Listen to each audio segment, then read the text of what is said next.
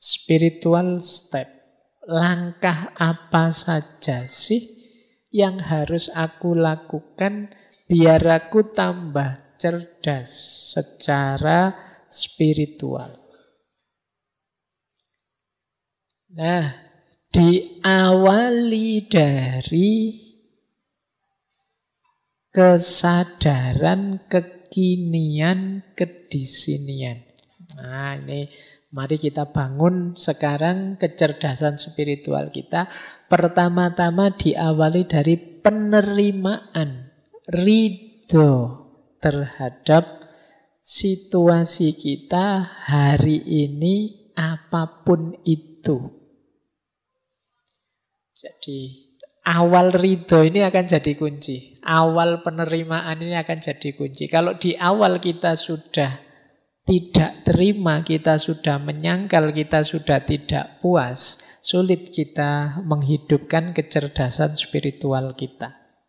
Yang ada hanya mengeluh-mengeluh, protes-protes, dan lain sebagainya.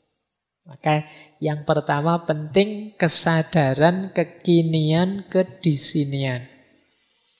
Jadi cuma untuk menerima itu kan kita harus tahu yang kita terima itu apa. Nanti jangan-jangan ada yang bilang, kok tidak ada yang ngirim Pak, saya nerima apa juga. Jadi situasi kita hari ini, kondisi kita hari ini. Nah, untuk tahu situasi yang harus kita terima, disitulah pentingnya ilmu. Jadi pengetahuan, baik tentang diri kita maupun tentang situasi lingkungan di sekeliling kita. Oh iya, saya sadar aku ini sampai detik ini masih orangnya pemarah. Saya terima dulu. Jadi banyak orang yang pemarah tapi tidak ngaku kalau dia pemarah.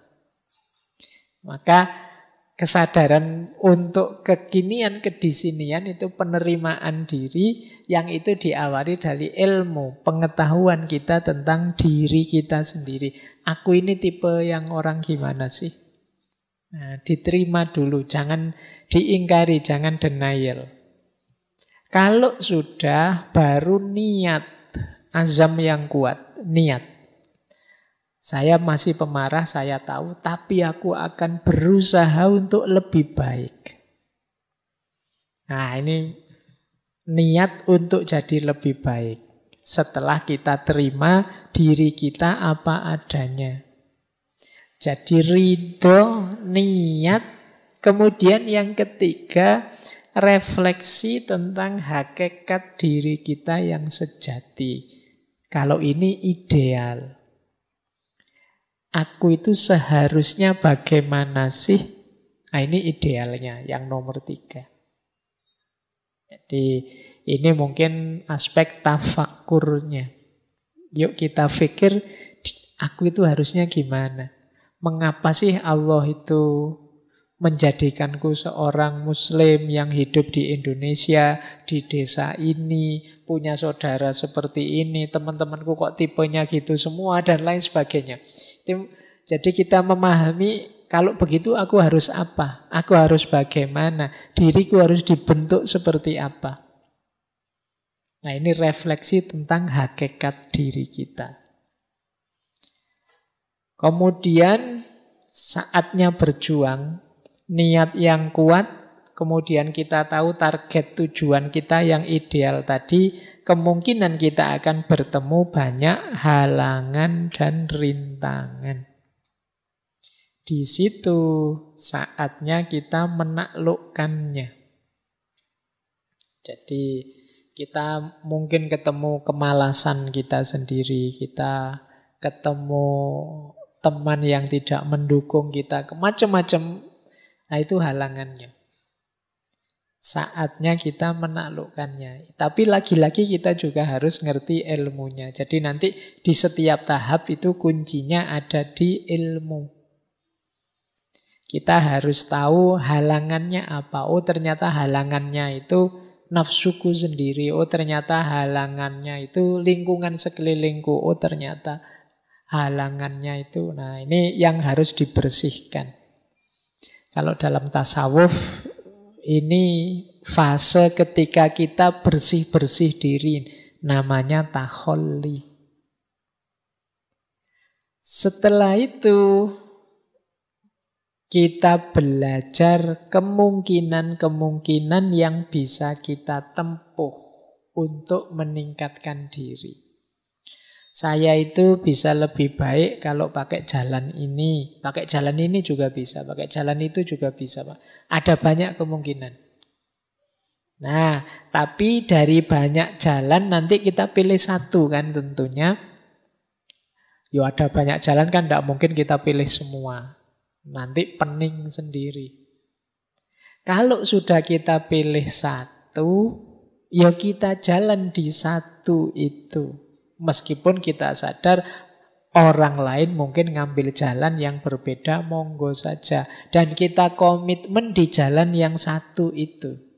Fokus di jalan yang kita ambil untuk memperbaiki diri tadi. Banyak kita hari ini sudah menetapkan mengambil satu jalan, tapi tidak fokus di jalan yang diambil, malah fokus di jalannya orang lain untuk mencari keburukannya jalannya orang lain.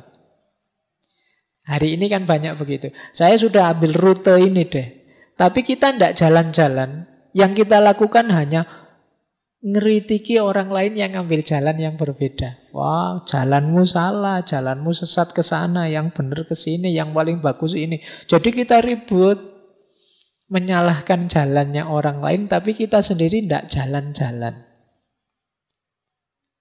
di rute yang sudah kita ambil. Nah, ini juga blunder. Jadi kita tahu yang baik yang mana, tapi tidak kita jalankan. Nah, ini bagi saya blunder. Apalagi kemudian kerjaan kita hanya mengkritik kiri kanan orang yang berbeda dengan kita. Jadi makanya yang terakhir itu komitmen di satu jalan meski tetap sadar ada banyak jalan yang lain. Nah, ini rute-rute untuk menghidupkan kecerdasan spiritual. Diawali dari kesadaran dan penerimaan, dilanjutkan dengan niat, kemudian merenungi hakikat, selanjutnya menyingkirkan halangan, mempertimbangkan macam-macam jalan, dan pada akhirnya berjalan. Ngambil satu rute yang kita tempuh untuk meningkatkan kapasitas spiritual kita.